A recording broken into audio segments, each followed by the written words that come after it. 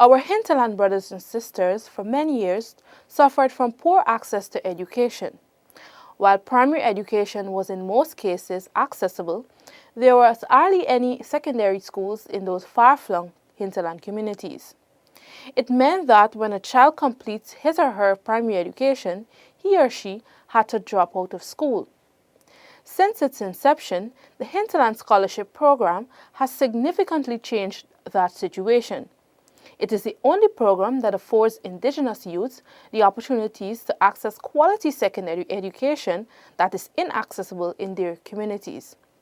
In this week's edition of the Guyana 411, we look at the Hinterland Scholarship Program, when it started, how it has evolved, the impact of the program on the students and by extension the villages, and where it is headed. I am Senika Thorne. Stay tuned.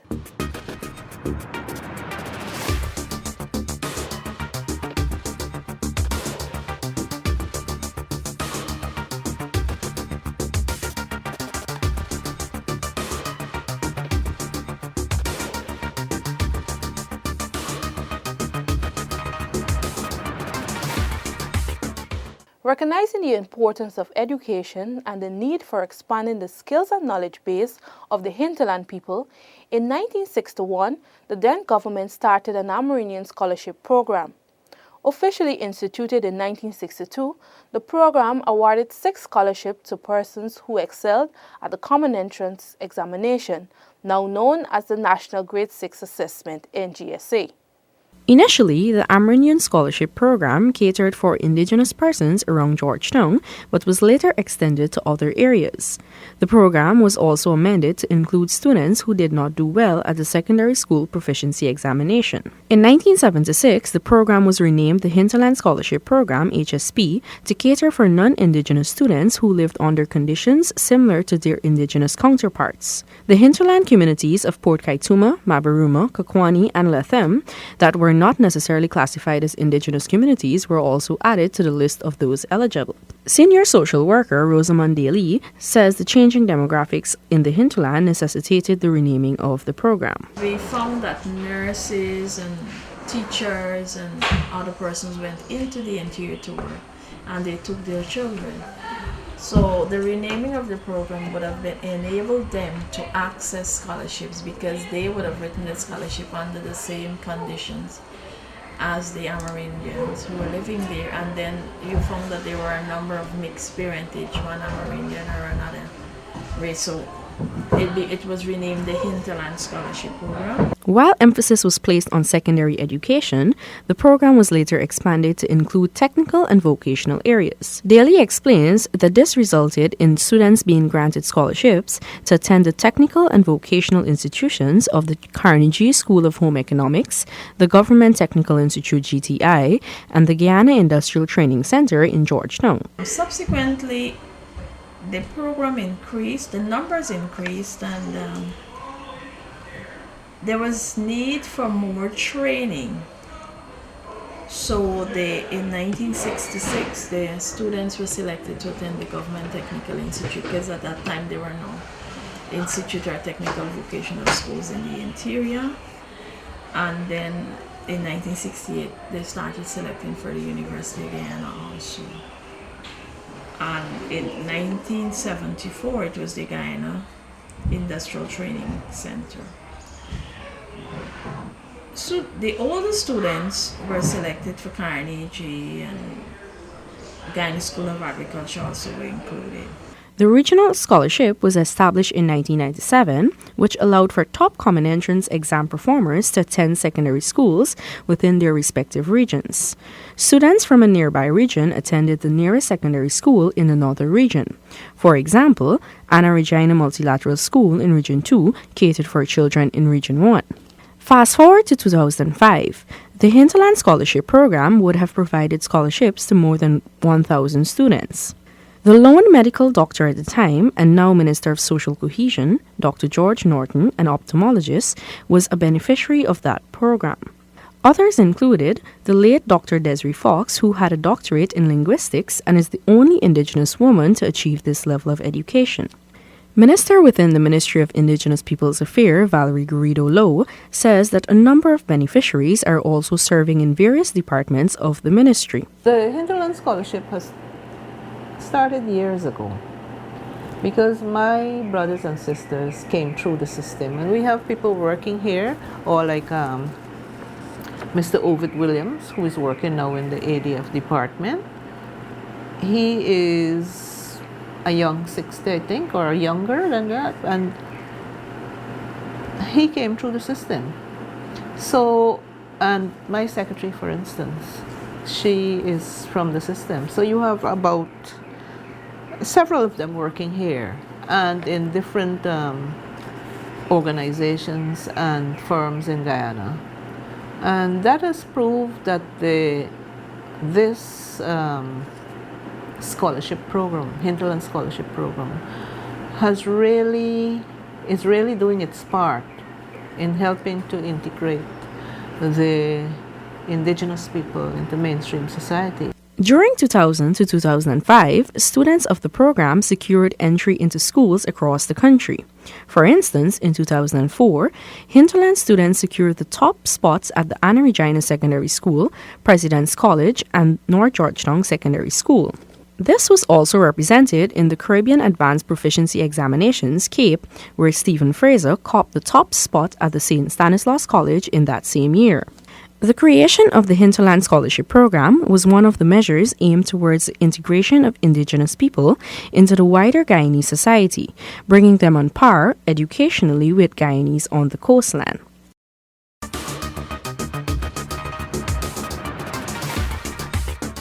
In addition to providing students the opportunities to access quality education, the program also allows indigenous youths to experience other cultures and generally experience life on the coastline. In this next feature, we take a look at how the program works and the government's plans for its enhancement. The Hinterland Scholarship Program caters for students from all schools in Regions 1, 7, 8, and 9 for secondary school scholarships. Successful students from indigenous communities in Regions 1, 3, 4, 5, 6, and 10 are also eligible. The secondary aspect of the program is divided into two sections, regional and national scholarships. Senior social worker Rosamond Daly explains that the criteria is based on the number of marks obtained. Once you get 470 to 479, once you get 470, you are eligible for a scholarship. A regional or a national scholarship. For the older students, they apply to the minister or the ministry, and we will select. Sometimes they got 3 subjects or 4 subjects, but again, they might not have maths. So they will do like something at GTI that will help them to get on to university, or those who want to do apply to GSA and need a scholarship. And they have the criteria to get into GSA. Sometimes they need sponsorship, we will do offer them scholarships. There are some of them in communities where you have now, like where the communities are getting the solar panels, electricity,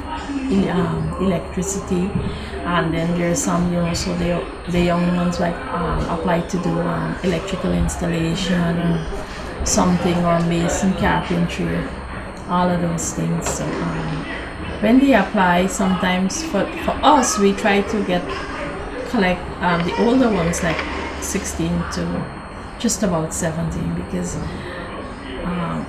the older ones, PSM would do most of the older students, like 18 and above, 19, 20, 21. To date, the school has provided about 12,000 indigenous students the opportunity to access secondary education on the coast and secondary schools within their region. Currently, 512 students across the regions are accessing the program, 197 males and 315 females. 40 students attend schools in Region 1, 39 in Region 2, 10 in Region 3, 170 in Region 4, 10 in Region 6, 41 in Region 7, 8 in Region 8, 98 in Region 9, and 10 students in Region 10. There are also those students who did not qualify for the scholarship, but their parents seek financial assistance or accommodation for them to attend school. 43 of those students are receiving financial assistance and 12 are boarding and lodging, Ms. Daly explains. Most times, like persons coming from the interior to live in Georgetown to attend school and to work, and then maybe they bring their children, they might encounter some difficulty in terms of transportation, housing, and all of that. And then some persons send their children to live with host families, and they also, the children might encounter difficulty at the host family, or sometimes they can't afford to pay whatever it is. So they will approach the ministry or the honorable minister and ask for assistance, like boarding and lodging. And once we have the space, and we don't want to deprive any child of an education or being able to attend school. So we have a number of boarding and lodging, and some of them are partial assistance. They might have not made the requirement at National Grade 6, but again, there's some amount of difficulty. So we give them like an allowance a month to offset transportation or whatever while they're living in Georgetown or some other place in the region. The scholarship covers a 5-year period and is extended for students who excel at Caribbean Secondary School examinations and want to pursue the Caribbean Advanced Proficiency Examinations, CAPE. In 2016, 84 students wrote 841 subjects at CSEC. 701 students passed with grades 1 to 3, which amounts to an 83.3% pass rate. At CAPE, 9 students wrote 4 to 5 subjects. 38 passed with grades 1 to 4, which is an 84.4% pass rate. The results are good. If we look back, I can show you some of the statistics. In the past, like students were settling to write 5 subjects or more. We allow them to write as many subjects once we know they have the capability. And most times our results are in the 90%. We don't count grade 4. And this is not for just Georgetown base. We have for all the students, the regional students, because we have students at Region 1, Mabarama, Maruka, Anna Regina. We have those, some of them attend Region 3 secondary schools. St. Ignatius, Parma, Patai, 3 Mile Secondary, all of the region. Successful students benefit from monthly pocket allowance of $4,000 except for August. Monthly guardians allowance of $16,000, end of term dorm allowance of $13,500, annual uniform allowance of $10,000, refund of registration costs, refund of transportation costs for national awardees, paid return transportation costs for August vacation, payment of CSEC and or CAPE fees, medical assistance for services not available at public hospitals, assistance for overseas trips once selected. The program gets its funding from government through the Ministry of Indigenous Peoples Affairs. Additionally, the sum of $50 million was allocated for the construction of a new dormitory to house tertiary-level students attending the University of Guyana, Guyana School of Agriculture, and technical institutions. Minister within the Ministry of Indigenous Peoples Affairs, Valerie Garrido Lowe, explains the scope of this project. A new dorm is going to be built, and that will be more of a, let's say, they will be cooking their own food there and so on. So it's more like apartments of 8 and so on. Beautiful building. We have gotten the design already, and in this year's budget, 50 million, 2017 budget has 50 million allocated for that dormitory. The plans were delivered not too long ago, last week as a matter of fact. So as soon as we can agree on how things would be, dealt with and so on, then we will go through with it.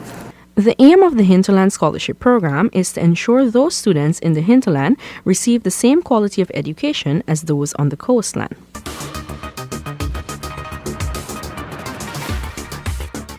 When a child is attending school away from home, his or her parents want to be assured that their child is safe and is being provided all the necessary amenities, and the Hinterland Students' Dormitory at Linendal has been providing such a service.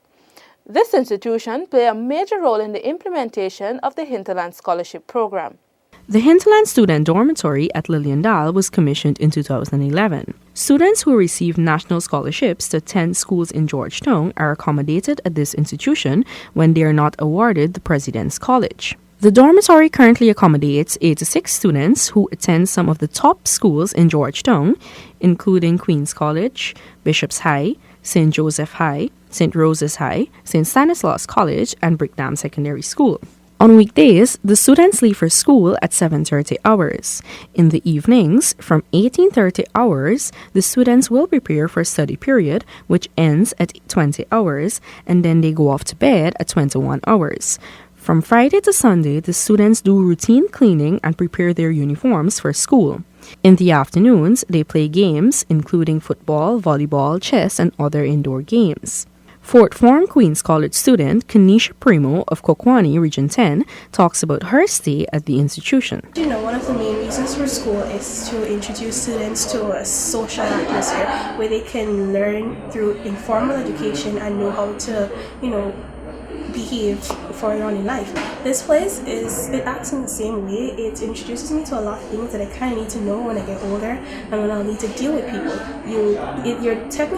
You're by yourself. You're learning to be independent. You're not really feeding off of someone, so it's good in that sense. It teaches you independence, as what Brent said, time management, and a lot of other things. You need to learn to balance your time and know how to take care of yourself. So in that case, it's very nice. And also formally, there are other students here attending other institutions, right? So I learn from them as well, not only stuff from my school, and so I learned from them. So overall, it's really nice. Primo says that she plans to further her studies at the University of Guyana. She aspires to become a veterinarian. In her final year at the Christ Church Secondary School, Anna Isaacs of Ramadong, Region 7, tells us how the program has benefited her. It has been a very helpful program for me, and I've learned a lot while coming to a high school in Georgetown here, and I've benefited till now and for CSEC. Other students tell us how the program has benefited them and their plans after completion. The scholarship has benefited me in many ways, especially the allowance part and the dormitory. It's a place to stay. It's a nice place to stay. You have to know what you're doing in here. Don't get distracted. Don't get distracted from peers. You have to know what you're doing. So when you know what you're doing, you'll be good to go.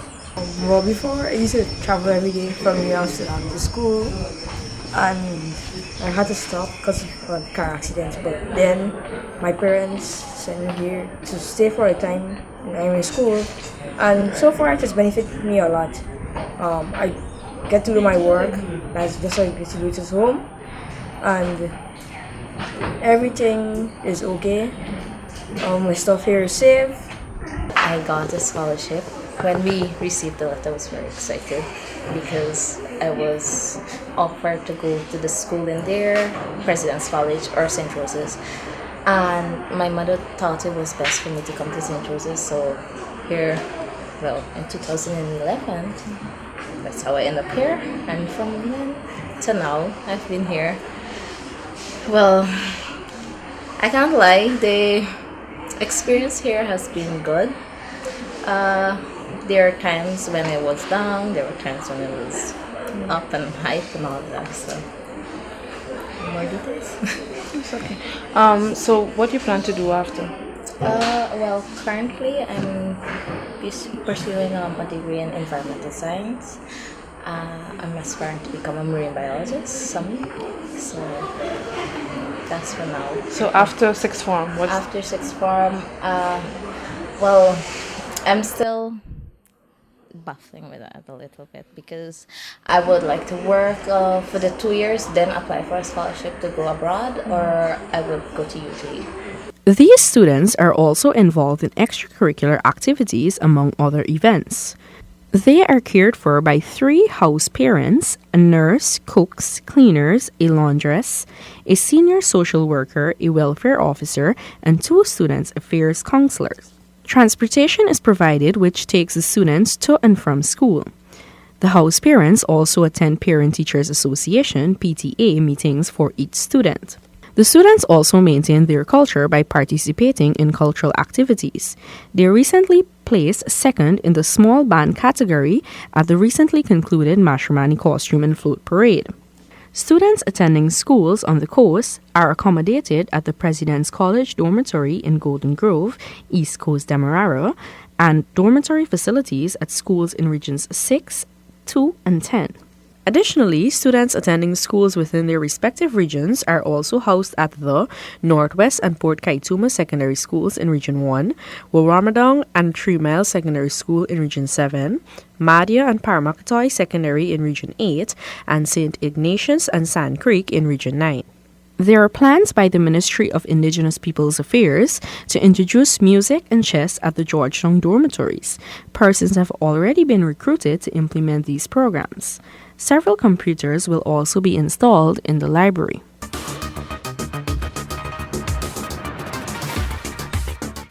The Hinterland Scholarship Program does not only empower students and enhance their individual lives, but it has a significant impact on the communities itself. In this next feature, we look at how the program has impacted the hinterland community's development. Indeed, the integration of any skilled or qualified individual in the hinterland communities can have significant impact on the village's economic enhancement. Imagine being the only trained indigenous teacher or medical doctor serving your community. These professionals are also in a better position to serve the residents in these communities because they understand the culture of the people. Minister within the Ministry of Indigenous Peoples Affairs, Valerie Garrido-Lowe, tells us how the Hinterland Scholarship Program has produced many skilled personnel now serving the hinterland community. This scholarship program, Hinterland Scholarship Program, is really doing its part in helping to integrate the indigenous people into mainstream society, because after educating them, exposing them to, let's say, city life and so on, eventually they get a job right here. And some of them go back into the region and in the regions, and they're able to perform in positions like REOs and regional chairmen and accountants and those things. So I think it's very, very beneficial for not only indigenous but hinterland students. When they come and get their scholarship, they get a chance to step up higher and serve their country in a nice position they can feel proud of. Some go off like Ovid and become pilots and so on. Some go off and become doctors, because some of our indigenous hinterland students have studied in Cuba. So we have some still studying in Cuba. Many of them are doctors today. Many of them are nurses today. Apart from utilizing their professional skills, many of them serve in the capacity of the village captains, counselors, secretaries, treasurers, and even community development officers and regional officers. Minister of Indigenous Peoples Affairs, Sydney Alicock, explains how these skilled professionals can help with the development of all sectors in the hinterland. It is an opportunity for us to strengthen our position in infrastructure, in modern technology, as the internet and communication, and to have more access, better transport, better health services, better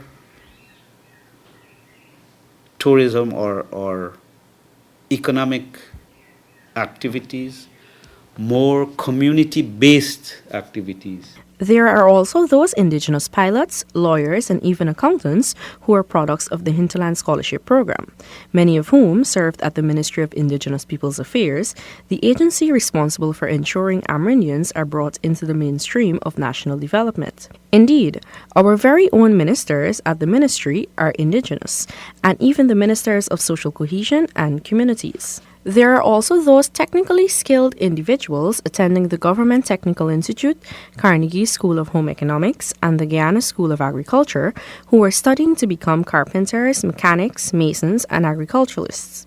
This will eliminate the need to transport skilled individuals to the communities.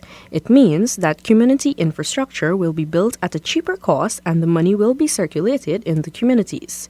Equipment will be better maintained. It also means that jobs will be created and communities will be thriving.